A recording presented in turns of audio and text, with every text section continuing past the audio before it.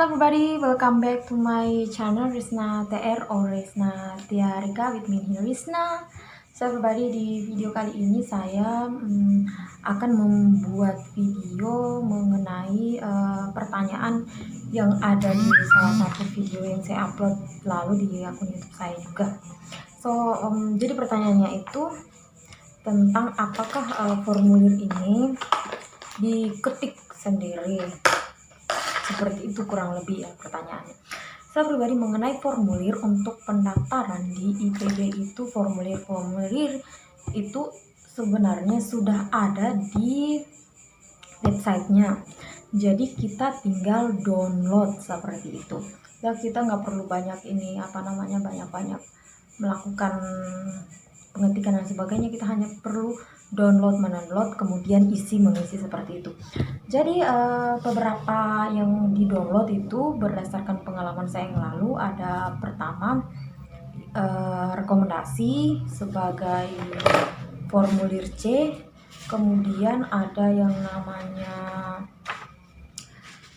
surat jaminan biaya, itu juga di-download. Surat jaminan biaya, rekomendasi, surat jaminan biaya yang di-download. Kemudian surat pernyataan juga di-download.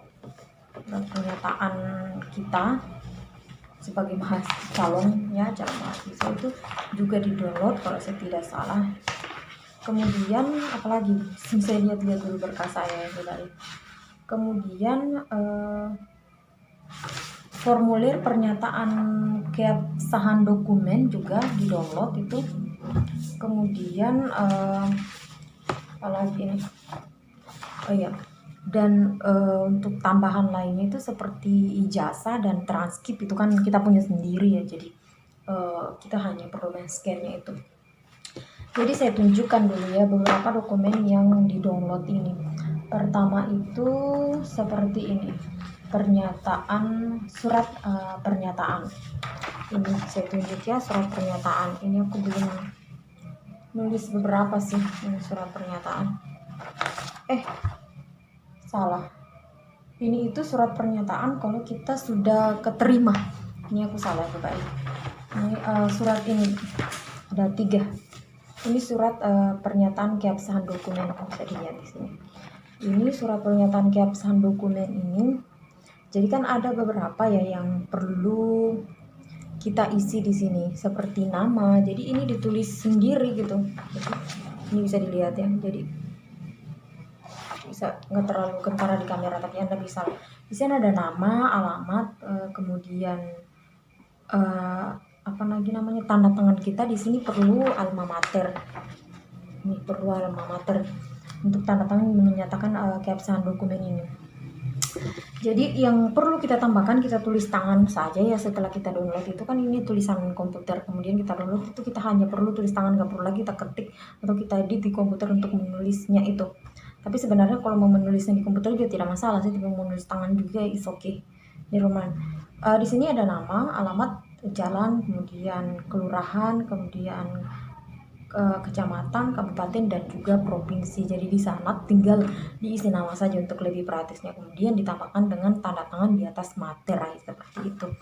Kemudian untuk data dokumen selanjutnya itu ini ada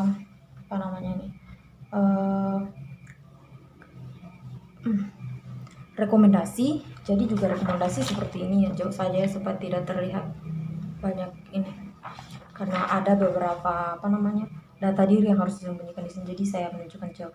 Jadi sini kayak sama saja juga seperti tadi, perlu ditulis nama seperti nama, dosen yang memberi rekomendasi atau pihak yang memberi rekomendasi, atasan atau sebagainya, itu ada tulisan nama, jabatan, instansi.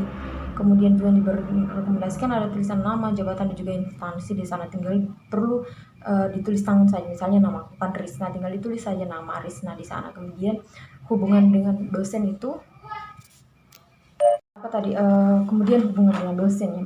Kemudian hubungan dengan dosen itu kan untuk pernyataannya itu kan ditulis tangan juga. Kemudian untuk kriteria penilaian itu contreng saja kan. bisa dilihat ya, keterangan penilaian di sini itu kan tinggal dicentreng-centreng saja, juga pakai tangan aja. Kemudian ada komentar yang wajib diisi oleh dosen mengenai kualitas dirimu, bagaimana kamu, itu tinggal ditulis tangan juga di bagian sini. Kemudian ada alamat pemberi rekomendasi, juga tinggal ditulis nama. Selanjutnya tanda tangan dari yang memberi rekomendasi, itu juga tinggal ditulis tangan semua, coba nama dan nicknya di sana, dan tanggalnya juga tinggal direkomendasi. Dan untuk rekomendasi ini kita tidak butuh yang namanya materai seperti itu. Kemudian surat jaminan biaya dari orang tua bagi kita yang atas tanggungan beasiswa seperti itu, kan ada jaminan orang tua. Jadi di sini juga harus ada tanda tangan dari yang bertanggung jawab atas studinya kita itu mengenai biayanya. Jadi di sini bisa dilihat surat biaya, kita jauhkan saja ya, karena ada beberapa beberapa aspek yang harus disembunyikan. Oke, bisa dilihat kan ya, beberapa tadi yang saya tulis tangan dan saya jelaskan, ada nama di sini juga, pekerjaan orang tua, kemudian hubungan dengan pelamar, misalnya anak dengan ayah dengan anak seperti itu, kemudian alamat bagi yang ini, kemudian nomor telepon, email dan sebagainya juga. Kemudian menyatakan kesanggupan semua biaya untuk saudara, namanya lagi ditulis tangan. Kemudian juga di sini menggunakan materai tanda tangannya seperti itu sih. Untuk ini untuk formulir-formulir. Jadi dokumennya itu nggak usah bingung mau buat seperti apa, tinggal kita download aja, nggak di sana, kemudian kita isi, selanjutnya kita scan, lalu kita upload seperti itu. Tambahan dokumen yang lain itu yang perlu kita ketik seperti sinopsis, itu harus diketik. Dan kemarin aku buat sinopsis itu tidak lebih dari 3 lembar, hanya 2 lembar, hampir 3 lembar, berarti enggak sampai 2 lembar aja seperti ini ya, kurang lebih seperti itulah. Kemudian itu sinopsis diketik. Kemudian ada yang namanya biaya dari surat keterangan penghasilan, ini juga diketik sendiri sih, tapi ini surat keterangan penghasilan jauh ya. Ini surat keterangan penghasilan sebenarnya kita cari sendiri filenya, banyak sih di internet. Kalau mau ketik sendiri juga boleh, tapi kalau mau ngambil internet juga silakan saja, langsung ngambil di internet dan ini download kemudian isi seperti itu. Tetapi ada beberapa nama begitu yang harus diisi, tapi kemarin sih aku langsung download di internet ya, ini tuh aku langsung download di internet. Jadi namanya itu yang kayak kayak nama, tempat tanggal lahir, alamat, pekerjaan, kewarganegaraan, agama, nomor KTP, nomor KK, itu kan tinggal kita isi sendiri. Kemudian penghasilan per bulan itu tinggal isi sendiri juga, itu sudah dititik gitu di yang kita download di internet itu mengenai surat keterangan penghasilan. Kemudian satu pernyataan, misalnya hubunganmu dengan anak ini bagaimana, dengan yang Anda beri tanggung jawab ini seperti apa, seperti itu. Kemudian ini ada beberapa nama yang seperti yang berkepentingan, saya sendiri, seperti itu, Risna kan. Kemudian yang menyatakan ayah saya, kemudian mengetahui gitu, ada semacam saksinya, itu ada ketua RT dan juga ketua RW. Jadi mereka tinggal ditulis saja namanya di situ, karena di yang kita download itu kan tinggal dikosongin namanya. Jadi kita contohnya itu dikosongin, kita isi saja seperti itu. Dan ini nggak perlu tidak perlu materai lagi, tinggal ditandatangan seperti itu saja untuk sebagai pembuktian. Jangan sampai misalnya penghasilan orang tua atau penghasilan yang bertanggung jawab atas studi, pembiayaan studinya kita itu kebohongan gitu, pura-pura saja. Jangan sampai nanti tiba studi berjalan berhenti gara-gara biaya seperti itu. Tapi kalau mau berhenti kendala biaya juga sebenarnya bukan masalah sih, karena kan kita tidak tahu, misalnya seperti orang tua saya wirausaha kan, kita tidak tahu kendala apa seperti itu dan sebagainya. Orang tuanya yang punya wirausaha atau bekerja di bidang apa gitu, karena misalnya sakit dan sebagainya, lalu tidak bisa membiayai kan, tidak bisa juga kita paksakan dan kita salahkan seperti itu.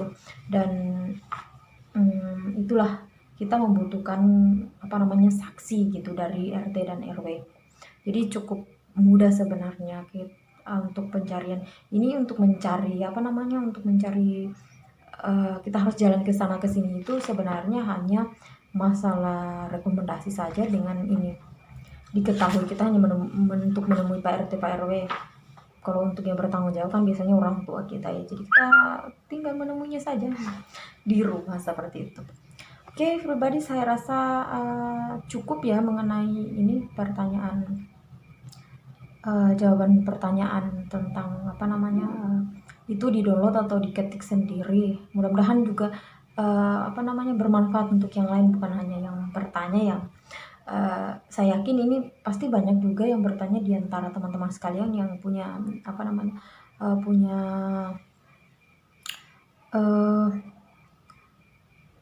rencana untuk melanjutkan studi atau sedang ancang-ancang sekarang mengumpulkan beberapa dokumen. Mungkin ini juga sedang menjadi apa namanya, menjadi suatu bimbang gitu di pikiran Anda. Makanya mudah-mudahan video ini dapat menjawab ya, jadi Anda tidak perlu pusing-pusing bagaimana dokumen dan sebagainya itu, seperti itu. Oke everybody, saya rasa cukup. Mudah-mudahan video ini bermanfaat, dan jika Anda memiliki pertanyaan lagi silakan saja tanyakan di kolom komentar. Insya Allah saya akan menjawabnya kalau saya bisa jawab gitu ya. Jadi dan perlu Anda ketahui bahwasanya semua yang saya paparkan ini mengenai dokumen-dokumen ini sesuai dengan pengalaman saya yang lalu ya. Untuk sekarang itu mungkin agak beda-beda, sama saja atau pun ada perbedaan, mungkin beda-beda tipis, tapi sebenarnya sih setiap apa namanya, setiap tahunnya itu sama saja, tidak mungkin juga berbedanya banyak. Apa sih yang perlu ditambahkan seperti itu, saya juga tidak terlalu paham di sana, tapi pengalaman saya yang lalu ini 2020 yang lalu seperti ini. Untuk apa namanya, TOEFL dan sebagainya kan saya sudah pernah jelaskan di video sebelumnya ya. Tinggal apa namanya, ada pelajaran tes dan juga PPA itu nggak perlu seperti itu. Oke everybody, so sekian pemaparan tentang dokumen-dokumen berdasarkan pengalaman saya. Mudah-mudahan bermanfaat bagi Anda yang ingin mengambil atau tes studi untuk lanjut studi di IPB tahun ini. Saya doakan Anda lolos ya, amin. Okay everybody, thanks because you have watched my video. Meet again in the next video. Bye bye.